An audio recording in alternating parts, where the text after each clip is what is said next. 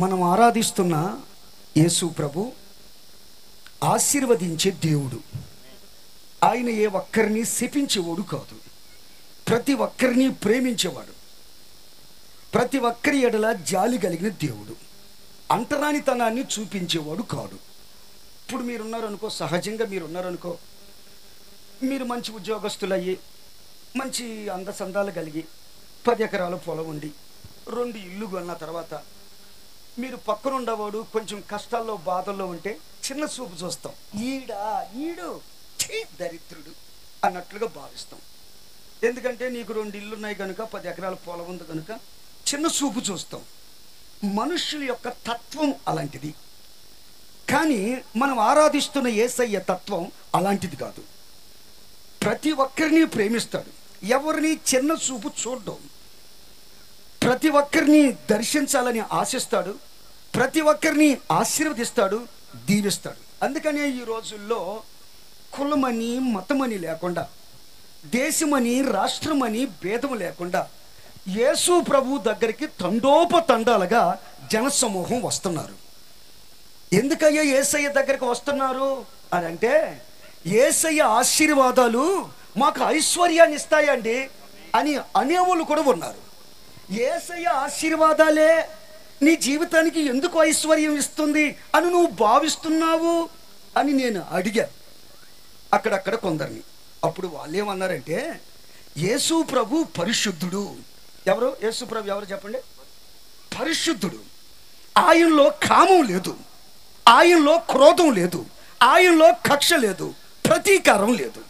అలాంటి భగవంతుడైన యేసయ్య మమ్మల్ని ఆశీర్వదిస్తే మా జీవితాలు బాగుపడతాయి, మేము ఒక ఉన్నతమైన స్థాయిలో ఉండగలుగుతాం. ఎందుకంటే ఆయన పరిశుద్ధుడు. చూసావా? యేసయ్య పరిశుద్ధుడు అని నువ్వు గుర్తుపట్టాలి. యేసయ్యలో కులం లేదు, మతం లేదు. యేసయ్యలో వర్గ భేదాలు లేవు. కులాలు, మతాలు, రాష్ట్రాలు, దేశాలు ఇవన్నీ మనం ఏర్పాటు చేసుకున్నాయే. ఇప్పుడు నేను తెలంగాణలో ఉన్నా, మీరందరూ ఆంధ్రాలో ఉన్నారు. మరి అబ్బాయి దేవుడు నేను మీకు ఆంధ్ర రాష్ట్రం చేసేస్తున్నా, మిమ్మల్ని తెలంగాణ రాష్ట్రం చేస్తున్నా అని దేవుడు దిగొచ్చి చెప్పాడా? మీరు చెప్పండి. మనుషులే రాష్ట్రాలు విభాగించుకున్నారు, మనుషులే కులాలు పెట్టుకున్నారు, మనుషులే దేశాలను విడగొట్టారు, మనుషులు ఏర్పాటు చేసుకున్న ఇవన్నీ. దేవుడు ప్రతి ఒక్కరిని ప్రేమిస్తాడు, ప్రతి ఒక్కరి ఎడల జాలి చూపిస్తాడు. అందుకనే ఈ రాత్రి మిమ్మల్ని ఎరిగిన దేవుడు ఆశీర్వదించబోతున్నాడు. మీ కష్టాలన్నీ తొలగిస్తాడు, ఆరోగ్యాన్ని ఇస్తాడు, మీ పిల్లల వివాహాలు జరిగిస్తాడు, మీకు సంతానాన్ని కలుగు చేస్తాడు, మీ పాడి పంటలు సమృద్ధిగా పండిస్తాడు. అందుకనే ఈ రాత్రి యేసయ్యా నన్ను దీవించు దేవుడా అని కోరుకో. ఆయన ఆశీర్వదిస్తాడు. నీకున్న కష్టాలు, బాధలు, కన్నీళ్ళు తొలగిస్తాడు. నీకు ఒక చిన్న సందర్భాన్ని జ్ఞాపకం చేస్తాను. ఓ రోజు దైవజనులు యేసన్న గారు నన్ను ఒక ప్రాంతానికి సేవకు పంపించాడు. ఆ సంఘంలో నడిపిస్తున్నా. ఒక 70 మంది ఉంటారు. ఓ రోజు ఆదివారం ఒక తల్లి కుటుంబం రాలా. ఒరి ఈ తల్లి రాలేదు, ఈ ఆదివారం ఈ కుటుంబం రాలేదు, ఈ భార్యాభర్తలు ఆదివారాన్ని పోగొట్టుకుంటే ఎట్లాగా? 6 రోజులు పనిచేసి 7వ రోజు దేవుని మందిరానికి రావాలి, కానీ ఈ తల్లి రాలేదని మంగళవారం రోజు సైకిల్ వేసుకొని జీయమంటే వాళ్ళ ఊరు వెళ్ళా. ఓ 10 కిలోమీటర్లు ఉంటుంది. సైకిల్ వేసుకుని వెళ్ళాను ఒక్కడిని. వెళ్ళి ఇలాగే వాళ్ళ ఇల్లు ఉంటుందండి. అమ్మ ఆదివారం దేవుని మందిరానికి రావాలి, దేవుడు మిమ్మల్ని ఆశీర్వదిస్తాడు అని చెప్తున్నా. బాగా గమనించండి, వాళ్ళకి చెప్తున్నా ఆదివారం పోగొట్టుకోవద్దు, దేవుని మందిరానికి రండి అమ్మ అంటున్నా. అంతలో ఒక అతను ఒక తుమ్మ చెట్టు కింద గేదెకి మేత వేసుకుంటున్నాడు, బర్రెకి మేత వేస్తున్నాడు. మేత వేసి దోమలు ఇదిలిస్తున్నాడు, సుట్ట దాగుతున్నాడు.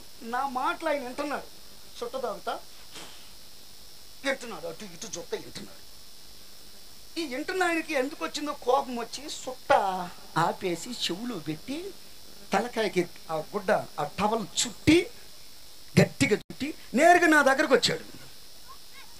పాస్టర్ గారు, ఇదిగా పాస్టర్ గారు, ఇందాక నుంచి చూస్తున్నా యేసయ్య ఆశీర్వదిస్తాడు, మందిరానికి రాండి, యేసయ్య ఆశీర్వదిస్తాడు, మందిరానికి రాండి అంటున్నావు. ఏందయ్యా యేసయ్య ఆశీర్వదించేదే? చెప్పించాలేపో యేసయ్య అంట ఆశీర్వదిస్తాడంట, దేవుడు అంట దీవిస్తాడంట. ఏందండి దేవుడు దీవించేది? మా చేతులాడితే మా డొక్కలాడేదే, మా చేతులాడితే మా డొక్కలాడేదే. నేను ఈరోజు ఏం పని చేయను, ఇక్కడే కూర్చుంటా, పెట్టమను కూడో అన్నాడు. ఏంటంటే అది ఏంటంట? మీకు తెలుగు రాదా? ఇంగ్లీష్ మీడియమా? అదే ఫుడ్డు పెట్టమని, నేను ఏ పని చేయను, పెట్టమని కూడో అన్నాడు ఆయన వెటకారంగా. అని ఈ తలగొడ్డ ఇసిరి కొట్టి ఇట్ట బట్టి చెప్పిన సాలేప దేవుడు అంట, దేవుడు ఆశీర్వాదం అంటే ఆశీర్వాదం. ఏందో ఆశీర్వాదం, మా చేతులకు మా డొక్కలాడేదే అనుకొని మళ్ళీ గేద దగ్గరికి వెళ్ళాడు, ఆ బర్రె దగ్గరికి వెళ్ళాడు. మళ్ళీ దోమలు ఇసురుకుంటూ సుట్టలు తీసాడు. ఈ సుట్ట వారం కాల్చుకుంటుంటాడు కొంచెం కొంచెం. దీన్ని తీసి మళ్ళీ ముట్టించాడు. ఇక నాకు చెమటలు పట్టాయి. ఈ తల్లి, అన్న కొంచెం కాఫీ తాగండి అన్న, కాసిన మంచి నీళ్ళు తాగండి అన్న, కొబ్బరి బొండ నీళ్ళు తాగండి అన్న అంటుంది. ఇక నేనేం తాగేది? ఆయన అన్న మాటలకు చెమటలు పుట్టాయి.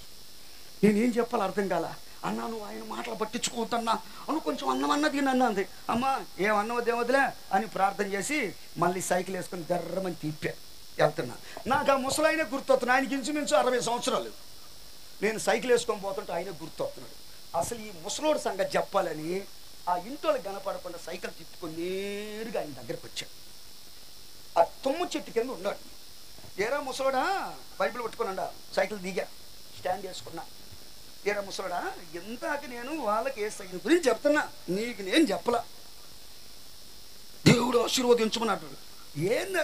నేను కానీ గుద్దాననుకో, చిన్నప్పుడు ఇట్ట పెట్టి గుద్దితే గిద్దడు మిరగాలు గక్కేవాళ్ళు. నేను గుద్దాననుకో ముసలోడా దెబ్బగా జత్తావు అని నేను అనాలి. అనలా, ఎందుకంటే నా చేతిలో బైబిల్ ఉంది కనుక.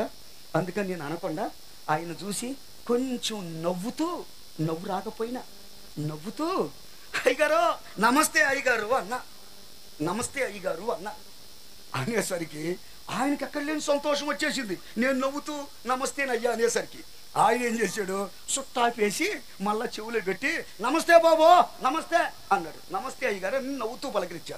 వెంటనే ఆయన ఏమన్నాడు తెలుసా? నువ్వు వాళ్ళ ఇంటికాడ టీ తాగావు, రా మా ఇంటికి కూడా పోదాం, రా వాళ్ళ ఇంటికాడ తాగి నువ్వు మా ఇంటికాడ తాగడంటే రా వెళ్దాం రా అన్నాడు. ఎప్పుడంటే నేను నవ్వుతూ ఆయనకి నమస్తే చెప్పాను. అది అట్ట కాకుండా ఇందాకేంద్ర ముసలాడు అంటున్నావు అని ఇట్ట పెట్టి అంటే ఎట్టుంటది? ఇప్పుడు ఒక్కొక్క తల్లి ఒక్కొక్క అక్క ఉంటుంది. ఇక్కడ అక్క ముసుగేసిన అక్క. ఈ అక్కోళ్ళు అన్న చేతిలో బాగా తన్నులు తింటుంటారు వాళ్ళ భర్త చేతిలో. ఎందుకో తెలుసా? ఆయన ఎండనక వాననక కష్టపడి ఇంటికి వస్తుంటాడు ఒక్కొక్కసారి. అప్పుడు ఈ అక్క చూస్తుంది, ఏమే వమ్యా మీ నాన్న చేతులు ఉప్పుకుంటూ వస్తున్నాడు, ఒక అరటి పండు కూడా మనకు రావట్లేదు, ఇట్లాంటి చిన్న ఎందుకు చేసేది మా అమ్మోళ్ళు అని అంటారు. అప్పుడు ఆయన మౌనంగా ఉంటాడండి. ఇంతలో కర్ర ఒకటి తీసుకొని తలకాయకి పెట్టి కాళ్ళకి పెట్టి కీళ్ళకి పెట్టి కొట్టిందే కొడతా ఉంటాడు. ఎందుకు? ఎండకి ఎండి వానకి తడిచి వస్తున్న ఆయన్ని ఎలా పలకరియాలి? అమ్మో మా ఆయన కష్టాలతో ఉండేటట్టుకుంది అని కాసిన మంచినీళ్ళు ఇచ్చి కొంచెం అన్నం పెట్టి, ఏమండి పిల్లలకు ఫీజులు కట్టుకోవాలి, కరెంటు బిల్లు ఎంత పొడుగు వచ్చేసింది, దీని ఎందుకు కట్టుకోవాలంటే మంచిగా సమాధానం చెప్తారు. అట్ట కాకుండా మీ నాన్న చూడే చేతులు ఊపుకుంటా వస్తున్నంటే ఎట్టుంటుందండి? ఎందుకంటే కొంతమందికి అక్కవాళ్ళకి పెళ్లి చేసుకున్నారు కానీ తన్నులు తిట్టమే నేర్చుకున్నారు. వాళ్ళ చేత కొంచెం జ్ఞానం ఉండదు. జ్ఞానం అంటే బైబిల్లో ఉంది కదా, జ్ఞానమంతురాలు ఏం కడుతుందండి? ఏం కడుతుంది? ఇల్లు కట్టమంటే అందరూ కడుతున్నారు, కట్టిన వాళ్ళు ఎవరు ఉంటారు? ఇల్లులు కడుతున్నారు, అందరూ కడుతున్నారు. ఇల్లు కడుతున్నారు, సున్నం కొడుతున్నారు, ముగ్గేస్తున్నారు, కళ్ళాబు చల్లుతున్నారు, గ్లాసులు బాగానే పెడుతున్నారు, షోకేసులు ఇల్లు కట్టడం అంటే అది కాదు. భర్తని ఎలా లైన్లో పెట్టుకోవాలి, అత్తని ఎలా లైన్లో పెట్టాలి, మామని ఎలా లైన్లో పెట్టాలి, వీళ్ళందరూ లైన్లో పెట్టి ఎలా దేవుని మందిరాన్ని నడిపించాలి, కుటుంబంలో గొడవలు లేకుండా ఐక్యతతో ప్రేమతో ఎలాగ నా కుటుంబాన్ని కట్టుకోవాలి, ఈ జ్ఞానం కావాలి. 4 ముళ్ళేసి గమనించండి. ఎందుకంటే మీ మీ మీ మంచి కోసం చెప్తున్నా.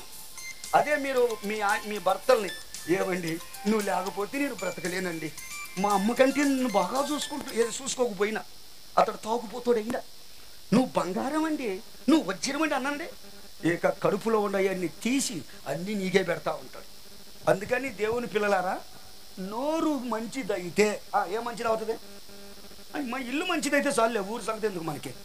మీ నోరు మంచిదైతే ఇల్లు బాగుంటుంది, అత్తమ్మ బాగుంటుంది, అమ్మ బాగుంటుంది, ఇంట్లో ఉండే వాళ్ళు అందరూ నోరు అండి, నోరు ఏది గట్టిగా ఒకసారి హల్లెలూయా చెప్పండి. ఈ ముసలాయిన దగ్గరికి వెళ్తారా, మా ఇంటికి పోదాం రా అన్నాడు. సరే పదాం పా అన్న, వెళ్దాం పదా అన్న. అప్పుడు నేను వెళ్తూ ఆయనతో ఒక మాట అన్న, అయ్యగారు మీరు ఏం పని చేస్తారు అన్న. ఆయన్ని నేనేం పని చేసేదంటావేంటి పాపం, చిన్నప్పటి నుంచే కష్టజీవిని అన్నాడు. ఏ జీవే? ఎప్పటి నుంచి? ఇప్పుడు ఆయనకి 60 సంవత్సరాలు. చిన్నప్పటి నుంచి కష్టజీవిని ఆయన అన్నాడు. నాకు చేతకాని పని ఏముంటుంది బాబు, నూర్పులకి వెళ్తా, పొలం దున్నుతా, ట్రాక్టర్ తోలుతా, ఆటో తోలుతా, ఇల్లు తాపి పని చేస్తా, అన్ని పనులు చేస్తానన్నాడు. అవునా అని. ఇప్పుడు ఎంత సంపాదించేవు అన్న, ఇప్పుడు ఎంత సంపాదించావు అన్న. ఏంది సంపాదించేది నా బొందా, ఏందయ్యా సంపాదన బొందా, రా బయటికి వెళ్తారా అని వాళ్ళ ఇంటికి తీసుకెళ్ళండి. వాళ్ళ ఇంటికి రాగానే తలుపు తీసి ఆయన ముందెళ్ళి ఒక మంచం మీద దుప్పటి కప్పాడు. మన వాళ్ళు అప్పుడప్పుడు కుర్చీలు కప్పుతున్న దుప్పట్లు, ఇప్పుడు ఈయన మంచానికి కప్పాడు దుప్పటి. ఆ మంచం నేను ముందుగానే చూసా. ఇప్పుడు ఆ మంచం రాయా లోపలికి రా అన్నాడు. ఆ మంచం పట్టి మీద కూర్చున్నా కరెక్ట్గా, ఎందుకంటే నేను బాగా కూర్చుంటే లోపలికి వెళ్ళిపోతా. అది కులుకులు మంచం, గ్లాస్తో మంచినీళ్ళు తెచ్చాడు గ్లాస్తో.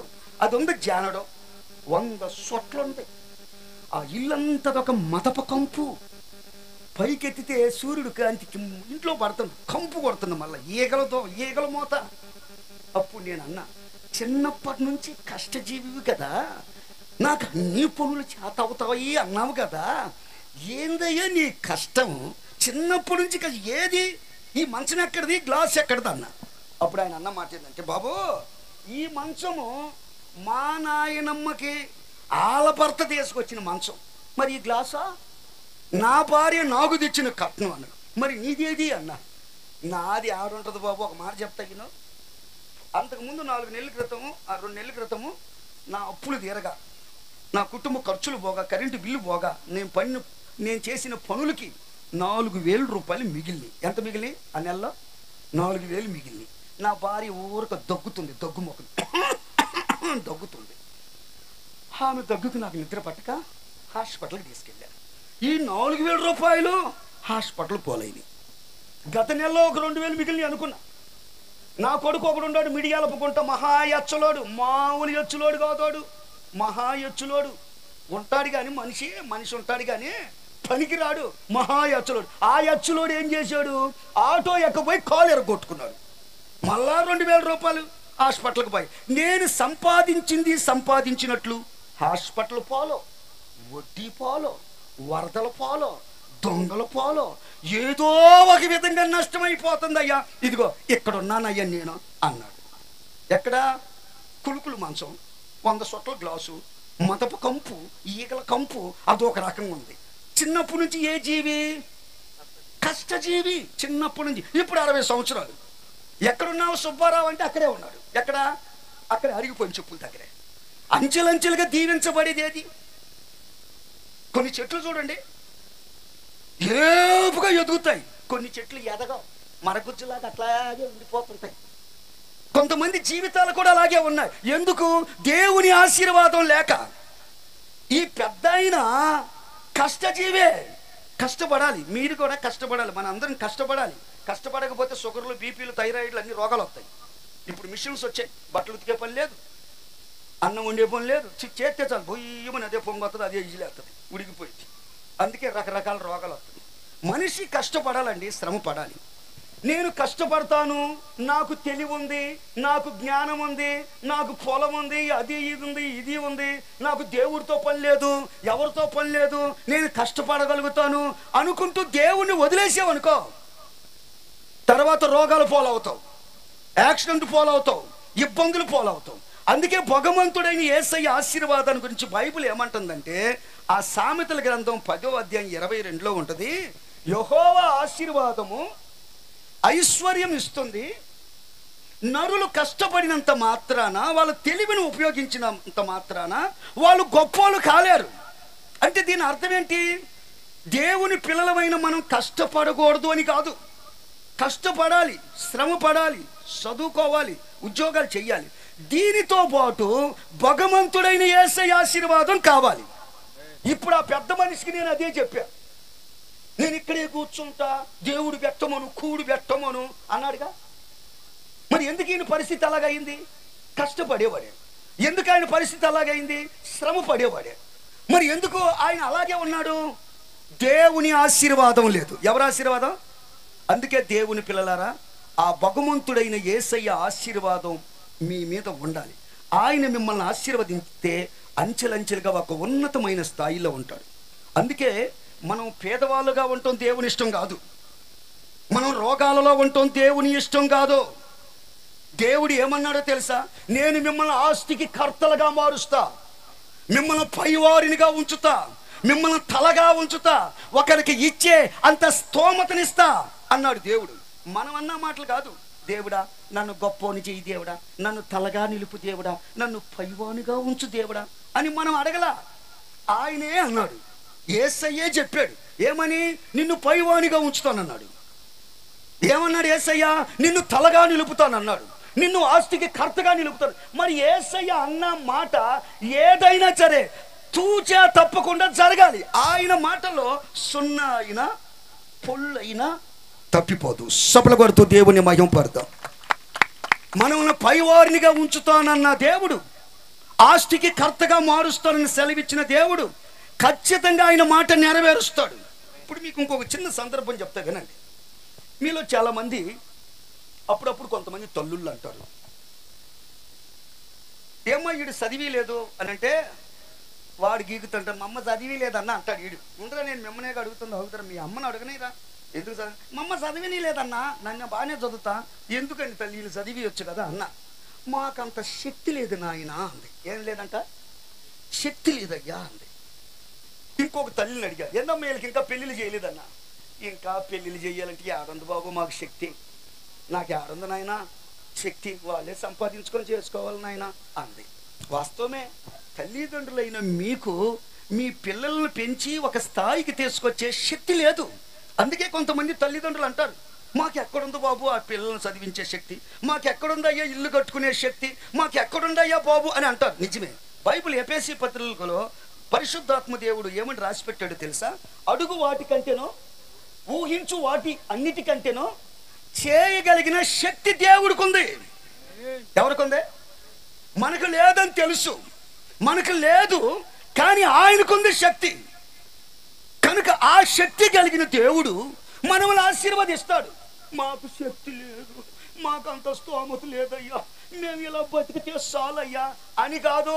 మనకి శక్తి లేదు కనుకనే మనం ఆయన అడగాలి, ఆయన కోరుకోవాలి, ఆయన మీద మన ఆశ పెట్టుకోవాలి. నా దేవుడు నన్ను దీవిస్తాడు, నా దేవుడు నన్ను బాగు చేస్తాడు, నా దేవుడు నన్ను వృద్ధి చేస్తాడు అని నువ్వు ఆయన మీద మనసు తిప్పాలి. ఎందుకంటే నువ్వు అడుగు వాటికంటేనో ఊహించు వాటి అన్నిటికంటేనో చేయుటకు ఆయనకేముంది? ఆయనకుంది శక్తి. నిన్ను కన్నా తల్లిదండ్రులకు లేకపోవచ్చు, నిన్ను కట్టుకున్న భర్తకి లేకపోవచ్చు, నిన్ను కట్టుకున్న భార్యకి లేకపోవచ్చు, నిన్ను కన్నా తల్లిదండ్రులకు లేకపోవచ్చు, నిన్ను ఒక స్థాయికి తీసుకొచ్చే శక్తి కానీ నేను ప్రకటిస్తున్న నజరేయుడైన యేసయ్యకు ఉంది. అందుకనే మనం ఆయన్ని ఏది అడిగినా ఆయన మనల్ని దీవిస్తాడు, మన జీవితాల్లో గొప్ప కార్యాలు చేస్తాడు. ఈ రోజున మీరు గమనించండి, ప్రపంచ దేశంలో ఒక ఉన్నతమైన స్థానంలో ఎవరున్నారో తెలుసా? ఈ రోజున ప్రపంచం అంతా ఇంత ఆహ్లాదకరంగా, ఇంత కరెంట్లో, ఫ్లైట్లో, ట్రైన్లో, బస్సుల్లో ఇలాగా మంచి మంచి ఇల్లు కట్టుకొని, ఇలాగ మంచి బట్టలు వేసుకొని, ఇంత క్రాఫ్ వేసుకొని, మోటార్ సైకిల్ తిరుగుతున్నామంటే ఇంత ఉన్నతమైన స్థితి ఎక్కడి నుంచి వచ్చిందంటే కేవలం క్రైస్తవుల్లో నుంచి వచ్చింది.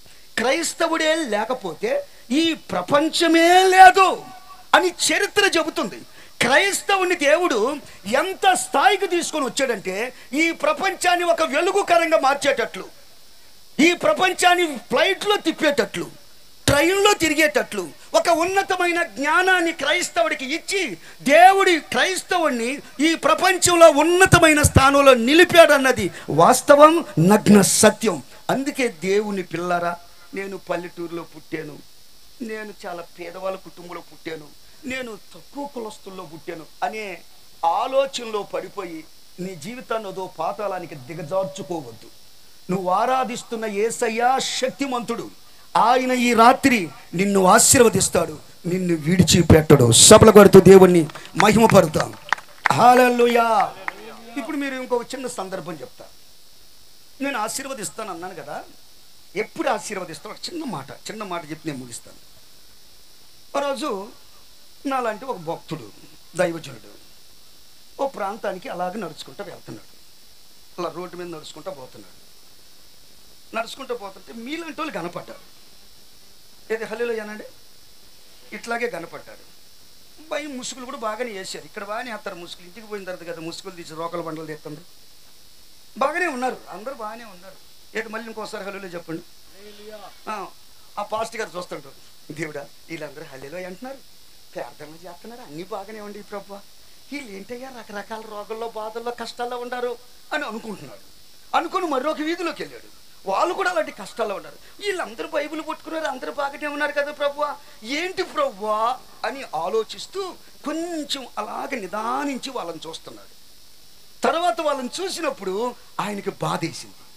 ఎందుకంటే వాళ్ళ మాటలు, వాళ్ళ పద్ధతులు, వారి విధానం గుర్తుపట్టి హాయ్ బాబో వీళ్ళు ఇట్లాంటి వాళ్ళ అనుకొని ఆయన అన్న మాట ఏంటో తెలుసా? యెహోవా భక్తులారా అన్నాడు. అని ఏమన్నాడు? ఆ 34వ కీర్తనలో 9వ వాక్యంలో ఏమన్నాడంటే, యెహోవా భక్తులారా మీకు భక్తి ఉంది, దేవుని భయం లేదు.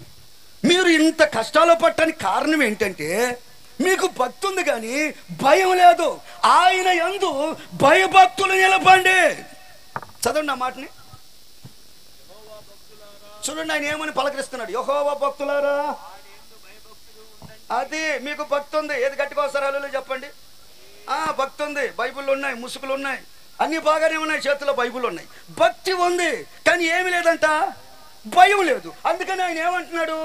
యెహోవా యందు భక్తితో పాటు భయభక్తులు ఉంచండి, అప్పుడు నీకు ఏమీ కొదువై ఏది కొదువ లేదు. అంటే సంతాన విషయంలోనైనా, పిల్లల వివాహ విషయంలోనైనా, వారి చదువు విషయంలోనైనా, పొలాల విషయంలోనైనా, ఇంటి విషయంలోనైనా, నీ సంసారానికి, నీ పిల్లల జీవితానికి, నీ కుటుంబానికి ఏ కొదువ, ఏ లోటు, ఏ కొరత లేకుండా ఉండాలి అని నువ్వు ఆశిస్తే దేవుని యందు ఏమి నిలపాలంట? భయము, చెప్పండి, భక్తి. ఏంటి చెప్పండి? భయము, భక్తి. ఇప్పుడు ఇక్కడే ఉంటాం భయము భక్తితో. పాస్టరా వాక్యం చెప్తున్నాడు, సెల్ ఫోన్స్ ఇక్కడ బాగానే ఉంటుంది. బయటికి వెళ్ళిన తర్వాత రా చూసుకుందామా, ఇందాకేందిరా అనుకో. ఇది యాక్షన్ కాదు. ఇప్పుడు కొంతమందిని చూస్తుంటాను. ఏది బైబిల్ ఒకసారి గట్టిగా ఒకసారి హల్లెలూయా చెప్పండి, ఇంకోసారి చెప్పండి. ఇప్పుడు ఇక్కడ హల్లెలూయా అంటున్నాం, ప్రార్థన అనగానే ముసుగులు వేస్తున్నాం, నోటితో ఏ బూతు ఆడకుండా చాలా పరిశుద్ధంగా, చాలా భక్తితో, భయంతో ఉన్నాం. బాగుంది, ఇక్కడ బాగుంది. మళ్ళీ బయటికి వెళ్తే ఎట్టుంటాం? రావే ఒక ఆమె ఉంది ఇక్కడ కూర్చొని హల్లెలూయా అంటది, కోడిని భయంకరంగా ఎడుతుంది, దాని కాలు ఎర్రగా, దాని సట్లో పెట్ట, దాని కుతిగా చెప్ప అని అంటుంది. ఆమె ఎందుకు ఆ మాట అంటుందంటే అత్తని కొట్టలేక కోడి మీద వంక పెట్టి భయంకరంగా తిడుతుంది. చూడండి, గమనించండి. ఇక్కడేమో హల్లెలూయా అంటుంది, అక్కడేమో వంగ పెట్టి గుద్ద, నువ్వు కళ్ళారి వచ్చి తగిలి సావా అంటుంది. ఇక్కడేమో ఏది ఇంకోసారి చెప్పండి హల్లెలూయా, అక్కడేమో దీని లారీ గుద్ద సావా, దీనికి గుండెపోటు రాను అంటుంది. అంటే మీరు ఏమనుకుంటున్నారంటే ఇది ఒక డ్రామా అనుకుంటున్నారు, ఇది డ్రామా అనుకుంటున్నారు. సినిమాలో డ్రామాలు వేస్తుంటారే, వాళ్ళు హీరో వేసినంత వేసేసి తర్వాత స్టేజ్కి నిద్రపోయి తెల్లారి పొద్దున వెళ్ళిపోతుంటారు, ముఖం అంతా కడుక్కుంటారు, మళ్ళీ యథాస్థితిగా వాళ్ళ సీన్లోకి వెళ్ళిపోతుంటారు. అంటే ఇది ఒక సీన్ కాదు. ఇది ఏ సీన్? ఇప్పుడు ఇది గట్టికోసారి వెళ్ళి చెప్పండి. ఇది హల్లెలూయా సీను. ఇక్కడ మనం హల్లెలూయా అంటాం, అక్కడ నోటికొచ్చినట్టు నరాలతో సహా. అంటే ఇది ఒక సీన్ అనుకుంటున్నారు. ఇది ఒక సీన్, డ్రామాలో వేస్తారు కదా సినిమాలో ఒక పాత్ర, ఇది ఒక పాత్ర అనుకుంటున్నారు. అలాంటి భక్తి మనం చేయకూడదు. ఒక దైవ సంబంధమైన వాళ్ళం, దేవుని పిల్లలం, 10 మందికి ఆదర్శంగా ఉండాలి, 10 మంది కుటుంబాలు మనల్ని చూసి నేర్చుకోవాలి, పద్ధతుల్లోనికి రావాలి. అలాంటి ఒక భయము భక్తి మనలో ఉండాలని దేవుడు ఆశిస్తున్నాడు. యెహోషువ గ్రంథం 4వ అధ్యాయం 12వ వాక్యంలో, ఆ అధ్యాయంలో కూడా రాబోతున్న కాలాల్లో ఎల్లప్పుడూ వాళ్ళు భయభక్తులు ఉంచాలి. ఎంతకాలం అంట? ఎంతకాలం అంట? ఎల్లప్పుడూ భయభక్తులు ఉంచాలి. ఇలాంటి ఒక భయభక్తులు అనేది మన జీవితానికి అవసరం. ఎందుకంటే భక్తులారా యెహోవా యందు భయభక్తులు ఉంచండి. ఇప్పుడు యెహోవా యందు భయభక్తులు ఉంచామనుకో, మనకి ఏ కొదువ ఏ లోటు రాదు. దేవుని యొక్క ఆశీర్వాదం అలాగుంటుంది. మీ అందరికీ తెలిసిన మాటలే. ఇప్పుడు బైబిల్లో ఆశీర్వాదం అంటే ఒక చిన్న మాటని జ్ఞాపకం చేస్తాం. యెహోవా యందు భయభక్తులు కలిగిన ఆశీర్వాదం. మీకు తెలిసిన మాట 31వ అధ్యాయంలో కీర్తనలోనే 19వ వాక్యం ఒక మంచి మాట ఉంది. 19వ వాక్యం చూడండి. కీర్తనలో 31వ కీర్తన మీకు తెలిసిన మాటే. యెహోవా యందు భయభక్తులు కలిగిన వారికి నిమిత్తము నీవు దాచి ఉంచిన మేలు గొప్పది గొప్పది గొప్పది. దేవుడంట భయభక్తులు కలిగిన వారి నిమిత్తం, వీళ్ళ కొరకే, ఎవరి కొరకు కాదు. ఎవరి నిమిత్తము? ఎవరి నిమిత్తం అంట? భయభక్తులు కలిగిన ఒక టీమును చూశాడు, కొంతమందిని చూశాడు. వీళ్ళ కోసము నేను దాచి ఉంచిన మేలు అన్నాడు. ఇప్పుడు అప్పుడప్పుడు తల్లిదండ్రులుగా మీరు కూడా ఏమంటారంటే, ఓ తల్లిని అడిగాను నేను, అమ్మ పిల్లలు ఉన్నారు కదా, మరి ఎట్లాగా బాగా కష్టపడుతున్నావు తల్లి, వాళ్ళు రేపు ఓ 10 సంవత్సరాలు 12 సంవత్సరాలు 15 సంవత్సరాలు అయితే పిల్లలు పెళ్ళిళ్ళు అవ్వాలి, చాలా ఉంటుంది కదనంటే, ఆ నాన్న ఇద్దరు ఆడపిల్లలకి ఒక్కొక్క పిల్లకి 2 లక్షలు వేసాను నాన్న అని అంటుంది. ఇంకొకడు ఉన్నాడు, ఒక వయసుకు వచ్చినాడు, మరి ఈ అబ్బాయి పేరు ఏం వేసావన్నా, ఈడి పేరు కూడా వేసాను నాన్న 1,50,000 అన్న అని అంది. బ్యాంకులో వేసాను నాన్న అంది. వీడు విన్నాడు, నోట్లు ఏలు పెట్టుకొని 1,50,000 వేసిందంట. మమ్మ ఎక్కడ వేసిందో మరి తెలియటంలా, మమ్మీ ఆ 1,50,000 నాకు ఇయ్యే, పేకాట ఆడుకుంటా నాకు ఇయ్యే 1,50,000. నోర్మయ్యరా, నేనేదో పాస్టర్తో అన్నా కానీ ఎక్కడ పెట్టావో చెప్పాను. ఇంట్లోకి వెళ్ళి ఆ బీరువో తాళం పగలగొట్టి ఈ బీరువో తాళం ఎక్కడా కనపడలా. కానీ వాళ్ళ అమ్మ మాత్రం నాకు ఏమని చెప్పింది, వాడి కోసం కూడా 1,50,000 దాచిపెట్టాను అయ్యా అంతే. ఇప్పుడు వాడికి ఇలా వాడు సూట్ కేసు పగలగొట్టిన ఏం పగలగొట్టినా కనపడలా. ఎందుకు? ఆమె దాచి ఉంచింది, ఇది కనపడదు. మరి ఎప్పుడు కనపడుతుంది? ఒక టైం ఉంది, అప్పుడు కనపడుతుంది. ఇప్పుడు మీకు ఇంకో చిన్న సందర్భం చెప్తా, గట్టికోసారి అల్లులు చెప్పండి. బైబిల్లో యేసోబు అని ఒక ఆయన ఉన్నాడు. ఏం పేరు ఆయన పేరు? యేసోబు. మీకు బాగా పరిచయం అయిన వ్యక్తే, మన ఊర్లో ఉండ కుర్రోళ్ళలాగే ఉంటాడు, ఎప్పుడు వింటా ఉంటాం కాబట్టి. యేసోబు ఎప్పుడు వింటానే ఉంటాం. మంచి టీనేజీ వయసులో ఉండ కుర్రోడు. ఇతనికి ఎప్పుడు చిన్ననాటి నుంచి ఒక దర్శనం, ఒక కళ వస్తూ ఉంటుంది. ఈ కళ, ఈ దర్శనం ఈ పడినప్పుడు వాళ్ళ తల్లిదండ్రులకు చెప్పుకునేవాడు, వాళ్ళ అన్నలకు చెప్పేవాడు. వాళ్ళు ముట్టికాయలు వేసేవాళ్ళు.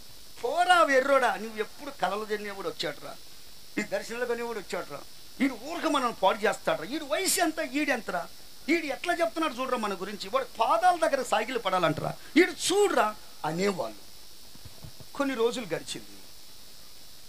యేసోబు గాయపరచబడ్డాడు, దెబ్బలు తిన్నాడు, తన్నులు తిన్నాడు, అవమానాలు పాలయ్యాడు, నిందలు పాలయ్యాడు, చివరికి శరసాలు పాలు కూడా అయ్యాడు.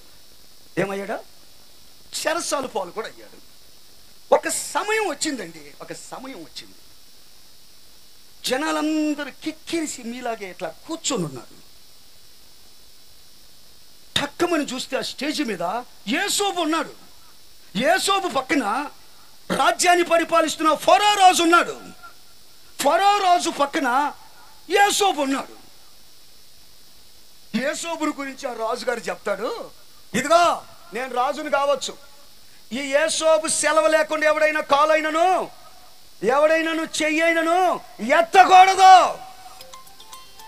అని చెప్తున్నాడు. అంటే సమస్త అధికారాలు ఈ యేసోబుకి ఇస్తున్నాను అన్నాడు.